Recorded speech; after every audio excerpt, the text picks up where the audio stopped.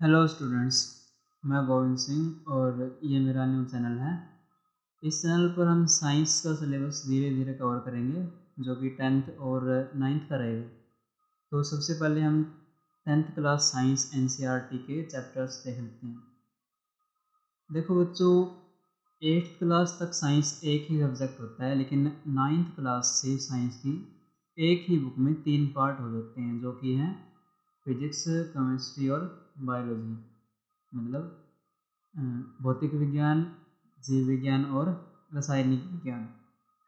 इसी बिहाफ पर, इसी सेक्शंस के आधार पर हम ये सिलेबस कवर करने वाले हैं। तो आइए देखते हैं 10th क्लास के चैप्टर को। तो 10th क्लास की साइंस बुक में हम 3 पार्ट दे लेते हैं, केमिस्ट्री, बायोलॉजी और फिजिक्स।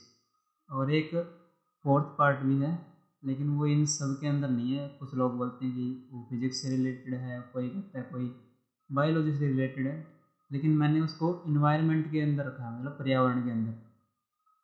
तो सबसे पहले हम देखते हैं केमिस्ट्री के कुछ चैप्टर्स। केमिस्ट्री में सबसे पहला चैप्टर है हमारे पास रासायनिक अभिक्रियाएँ और समीकरण।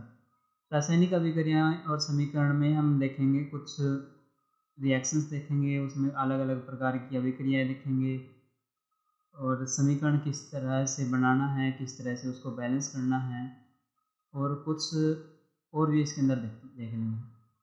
अगला चैप्टर है अम्ल, क्षारक और लवण। अम्ल, क्षारक और लवण में हम अम्ल, क्षारक और लवण के बारे में देखेंगे। भाई कौन अम्ल खट्टे होते हैं, क्षारक कड़वे होते हैं, और लवण जो होता है वो अम्ल क्षारक को मिला के बना देते हैं। तीसरा चैप्टर हमारे पास धातु और अधातु है। धातु और अधातु में हम धातु के गुणधर्म और अधातु के गुणधर्म देखेंगे। इसके अलावा हम इसके अंदर कुछ इसकी रिएक्शंस भी देखेंगे। इससे अगला चैप्टर है हमारे पास कार्बन और उसके यौगिक। कार्बन और उसके यौगिक में हम देखेंगे कार्बन से जुड़ी कुछ अनोखी बातें। कार्बन जो हमारे पूरे शरीर को बनाता है, हमारे जो इन्वायरमेंट के अंदर, हमारे पर्यावरण में सबसे ज़्यादा मौजूद होता है। हर एक चीज़ जो कार्बन से बनी होती है उसकी यौगिकों से बनी होती है। जो भी हम खाना खाते हैं, कुछ भी पीते हैं, वो सब का सब क्या है, कार्बन से बनाता है। इससे अगला है हमारे पास जीव विज्ञान।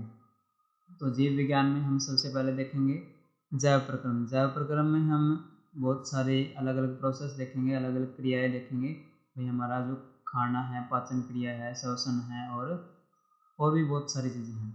इससे अगला है हमारे पास नियंत्रण और समन्वय। नियंत्रण और समन्वय में हम देखेंगे नियंत्रण हमारी बॉडी को कौन और किस तरह से नियंत्रण करते हैं। इसके अंदर हम न्यूरॉन से रिलेटेड कुछ टॉपिक देखेंगे।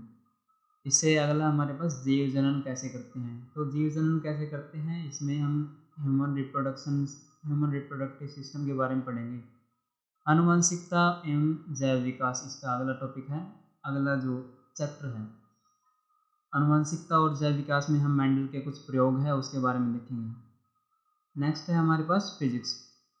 फिजिक्स में हम भौतिक विज्ञान में सबसे पहला चैप्टर हमारे देखेंगे प्रकाश, परावर्तन तथा अपवर्तन। प्रकाश का परावर्तन किस तरह से होता है, और इसका अपवर्तन के कुछ नियम हैं, परावर्तन के भी कुछ नियम हैं। जो मिरर है, शीशा है, वो किस तरह से परावर्तन करता है, और या फिर लेंस होता है उसके अंदर किस तरह से अपवर्तन होता है, इसके बारे में हम इसमें पढ़ेंगे।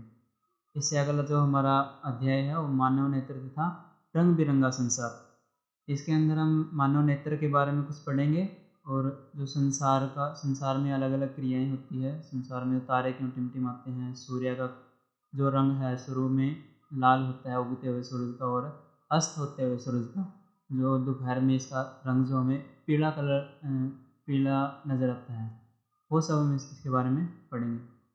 नेक्स्ट है हमारे पास विद्युत। विद्युत में हम पढ़ेंगे विद्युत के बारे में थोड़ा बहुत। विद्युत मोटर है, जनरेटर है, और विद्युत किस तरह से प्रवाह होती है, ये सब हम इसके अंदर पढ़ेंगे। इससे अगला चैप्टर हमारे पास विद्युत धारा के चुंबकीय प्रभाव। तो विद्युत धारा के चुंबकीय प्रभाव में भी बहुत सारी इंटरेस्टिंग जो हमारे पास टॉपिक हैं वो देखेंगे।